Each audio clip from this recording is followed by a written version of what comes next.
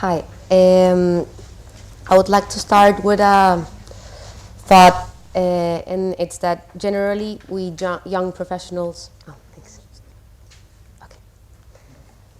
Young professionals, including architects, don't believe in the change we as young people can foster in our society because of mainly three reasons: lack of experience, lack of financial resources, but also lack of power sometimes. And however, we with this organization, with Juligon, I think we're a very good example of that this thing is not completely true. So first of all, I want to give an overview of informality and more informality within the Colombian context as the second part. And finally, I would like to present you some examples from Juligon. Here are some examples of how in Colombia informality takes place, not only in housing, in public space, and in economic venues. And actually for us, in Colombia and in a lot of urban centers, informality is all over the place.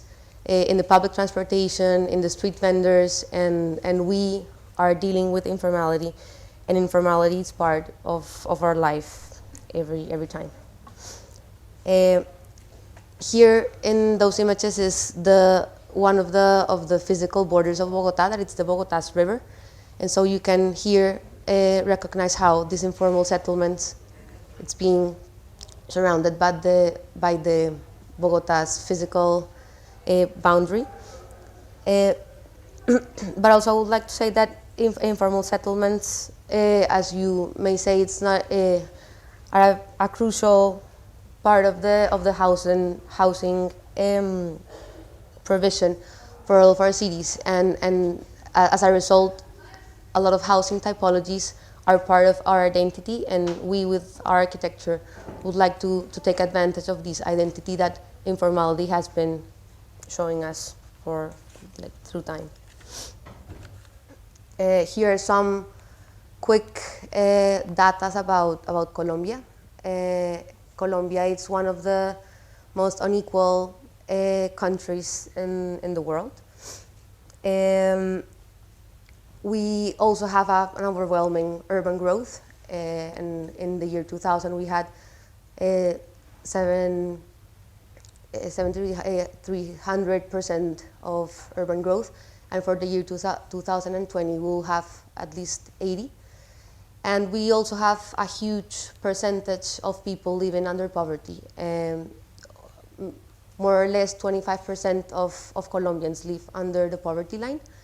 19.5 has unsatisfied basic needs, and 5% live under misery conditions.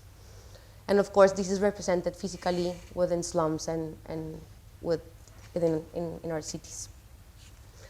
This is a quick overview of where Colombia is placed. I thought you might be interested in knowing it, because I'm coming from a different part of the world. This is South America, so Colombia is located in the north part of it. And we have a very diverse territory. We have the Andes crossing the country in the middle. We have here the Amazon jungle, and here we have also a very deep jungle. So our society, our people are very, very diverse. And as you may know, we have also a very terrible violence problem, and a lot of rural migration are the result of the overwhelming growth of the urban centers. This is how Bogotá has been growing through time since the first settlements in 1538.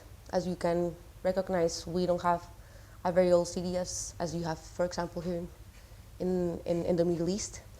And the last image for me is very important, because Bogotá is also divided into 114 urban zones. And these yellow zones that are highlighted represents the zones that are either original from informal settlements, or also that the city had recognized already as part of the city who really deserved a different treatment, and zones that the city has as priorities. supposedly. I'm sorry. 23% of total urban areas come from informal origins. And this is a very important part also, that still 104 illegal neighborhoods are still considered as illegal, although, well, I will show you that later. And as I was telling you, like poverty and violence are a very important part of our history. And this is the physical environment where people who have suffered violence through, like in many shapes, are living. I would like also to show you some of the institutional policies and programs that Colombia, and mainly Bogotá, has. And this was the policy I was talking about. And there's also this marginalization program in the shape of infrastructure, supplies, and sewage and water supplies.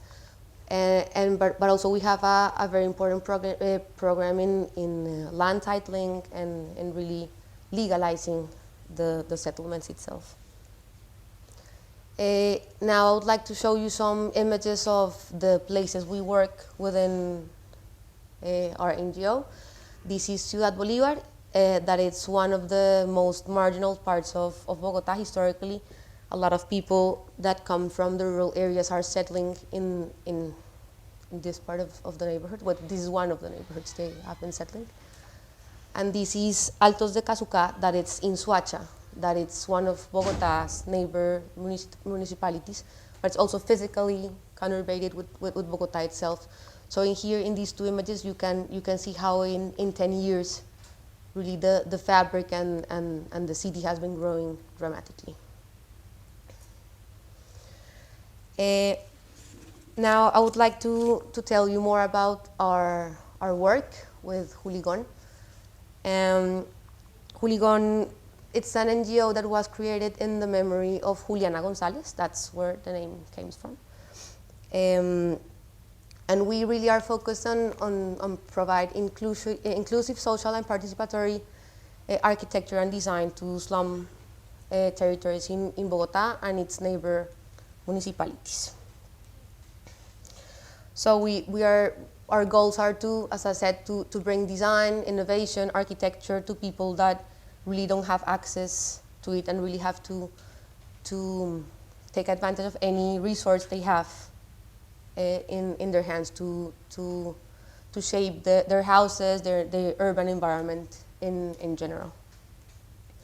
This is our team. We are a very diverse team. We're mainly architects, but we have also engineers, sociologists, psychologists, and all these family surrounded by Juliana, and all of us are working in her memory and because of her, mainly.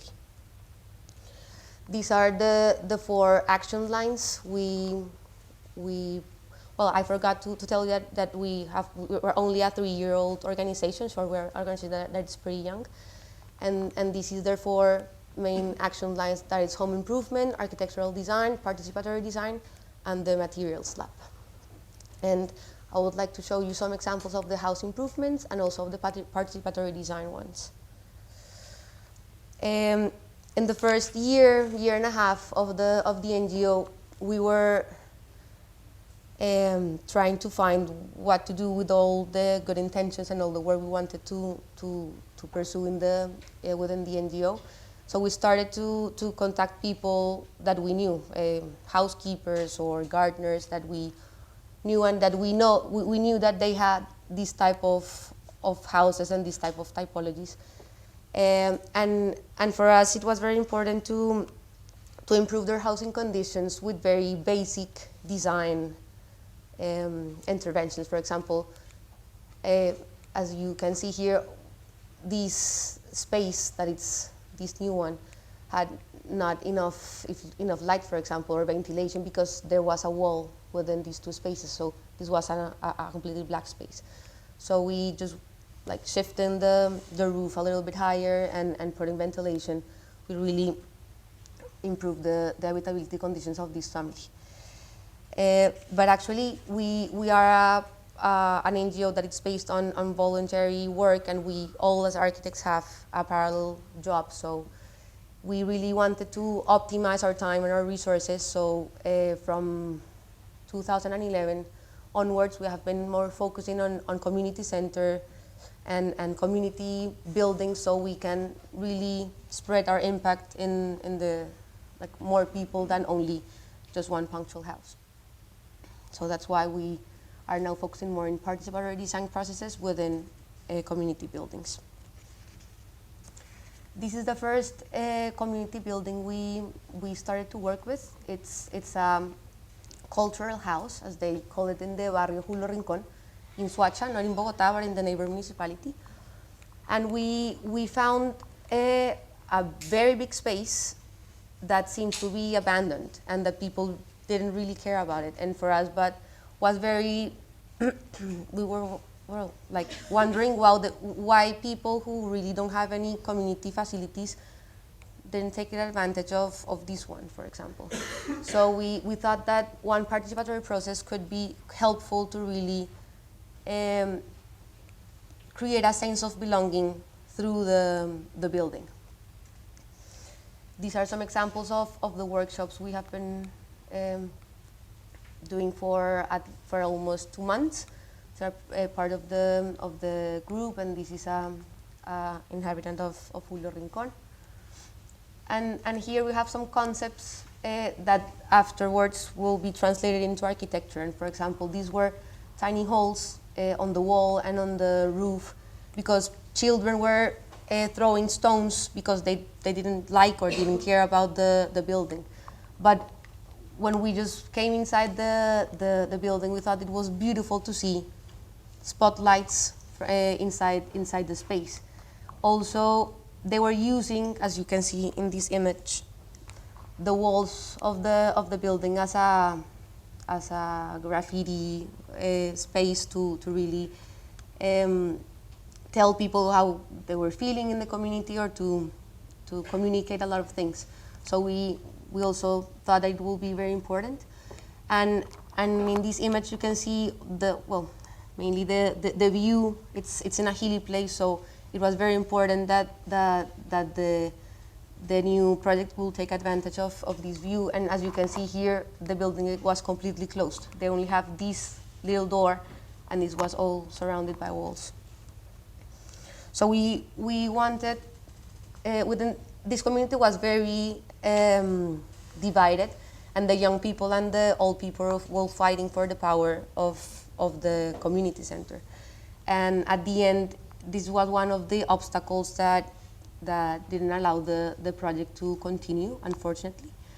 But I think it's a very interesting process, and I think it's also very important to show you not only the good projects but also the failures, because as one of the speakers was saying, to work with the community it's also very difficult, and you will have a lot of obstacles during the journey. But we were proposing here like a multiple space, so religious services could be held, or community board meetings, and here have some toilets, offices, and on the second floor through these stairs we propose a library in the second floor. This is one of the cross sections, so you can see here the open space and the library on the top. And this is how the building was, and we proposed to open it to take advantage of the architectural expression of the stones, what stones left, and this is one of the proposals we gave to the community, and all of the important things the community was telling us and that we recognized from the meetings. Well, this is the architectural result of it. This is a second project that it's called Redes, it means network in Spanish. A community center, and it's in Ciudad Bolivar in the marginal neighborhood I was talking about. And this is a project that it's in partnership with another NGO. The NGO owed this house, and one community center was still in this space. But actually we found that it had a lot of structural problems. So we identified and reinforced the structure. And we also wanted to make it an icon within the community. So this is one of the 3D modelings that we were thinking. And this is the final result of the center. And you can see here how it becomes an icon within the slum.